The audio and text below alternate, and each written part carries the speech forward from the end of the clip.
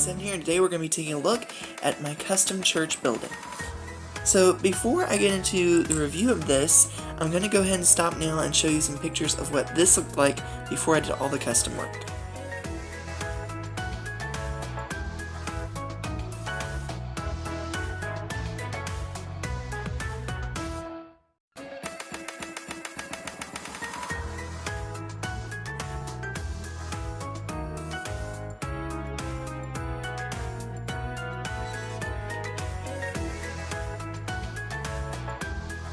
So now that you've seen how it looked before I did all the customs, you're going to notice in those pictures it didn't have grass powder, it didn't have all of the bush detail, it also didn't have this section of roof. And so let me talk a little bit about that before I go showing the model. So essentially, if you've watched my Thomas & Friends 47 largest hull wooden railway video that I did, I got all of those items at this consignment store, and I go there all the time. It's seasonal. It's a local shop, and so they open for 3 months in the spring, and they open for 3 months in the fall. And so they kind of move around. It's kind of like a pop-up shop.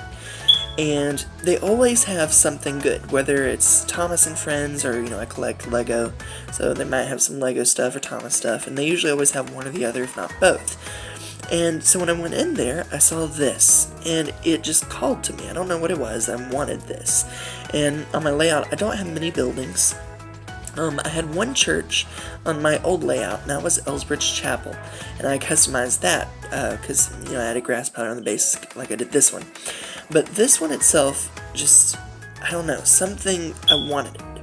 And like I said, I don't usually do that with glass buildings because I don't feel that they're in scale. But this one is in scale with HO, so I was like, well, that's a plus. And once I saw it, I was like, you gotta get it, so I customized it. So that's basically the story behind it. I saw it at the thrift store, or the consignment shop, and it's a beautiful model. And originally, let me turn this around to the side so that you can see here, this is a lamp. So, from my understanding, right here, there's a little, it's a square, and then there's like a little hole there, and that was where the light bulb would come out, and then you'd have a lampshade, but it didn't include any of that with it, so I got just the church, which I don't mind, because that's what I want to use it for. But the detailing, I'm going to push this back a little bit here, that was already on it was amazing. Like the stained glass windows, they're beautifully painted, and they make it look real. And this, I believe, is actually clear, so you can see through that. Like if I go back here, yeah, that's real colored glass. And you don't see that kind of detail in things these days. I mean, I think this was a lamp, they put that much detail in it. It's really amazing. But you can see all along here was glass bushes, so I kind of used the rougher foliage for that, and then I used it for like vines growing up here. Now the back of it is not sealed off because it was a lamp, and so it's hollow space in there. And then I plan on covering that eventually someday, don't know how. I'll probably put some cardboard like I did with the roof and just do some recoloring there. I also noticed on the steeple that there's no cross. I plan on fixing that. And then turning around to this side, I have to be careful too because this thing's heavy, it's solid. This side is basically the same as the other. But it's a really beautiful model. And the roof, and you'll notice that in the pictures, if you look very closely, you'll see this lightish bluish gray right here. I also notice it peeking out a little bit there. The whole roof was covered in that bright, light bluish gray. And it was very beautiful. But it did not feel real.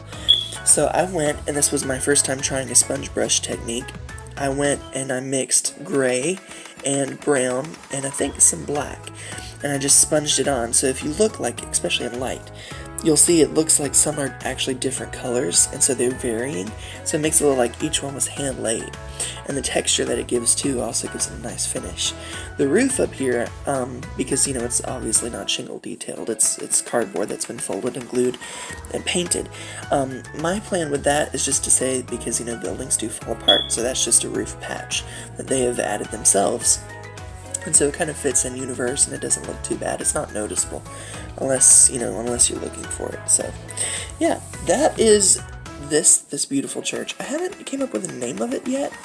I'm thinking it's either going to be Elsbridge Chapel, like the other one was, and this will be replacing that one, or it might become a new custom church on it. It doesn't particularly fit with English, traditional English architecture. Like usually they don't have the steeple, they have little columns on top. But I think it's beautiful, and I am going to be using it on the layout. And I will be lighting it up soon as well. Also, stay tuned because there's going to be a lot of layout news coming, so please stay tuned for that.